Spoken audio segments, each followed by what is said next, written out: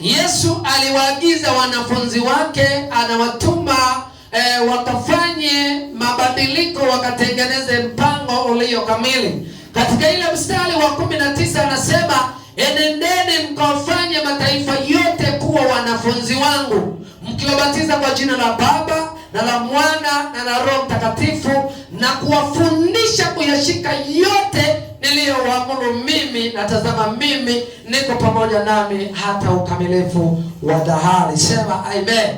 Na ndio maana sisi ni wanafunzi wa Yesu. Tumefanyika wanafunzi wa Yesu kwa sababu tayari ndio mpango wa Mungu ili tuishi kama Mungu anavyotaka. Ile Mathayo sura ya 11 mstari wa 29, Yesu anasema, njooni kwangu ninyi nyote msumbukao na wenye kulemewa na mizigo, nami nitawapumzisha.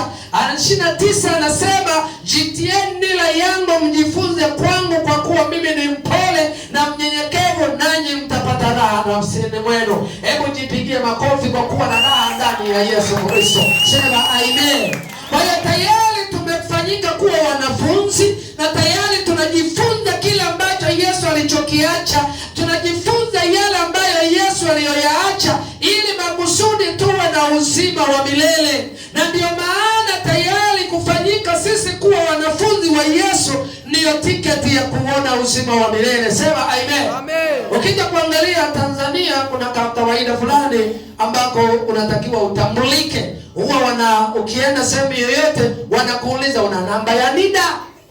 Wanasema ninayo. Wanakwambia tunaomba namba. Sema amen. Sasa na mimi nataka leo watu wakikuuliza una namba ya mbinguni, waambie ninayo. Sema amen.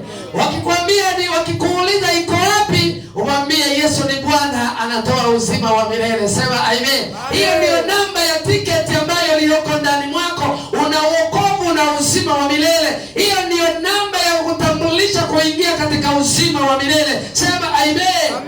Na ndio maana ukienda kwa mhalili, anakuuliza tunaomba namba yako ya kitambulisho, unampa namba ya NIDA, anaingiza namba zinazoanza miaka yako 1000 sina ngapi na ngapi na ngapi na ngapi na ngapi, mpaka kuna namba katikati huwa zilipo zinaitwa 0000, alafu anamalizia na namba zinazofuata. Sema amen. Akishamaliza tu namba ya mwisho inakuja picha yako. Sema amen.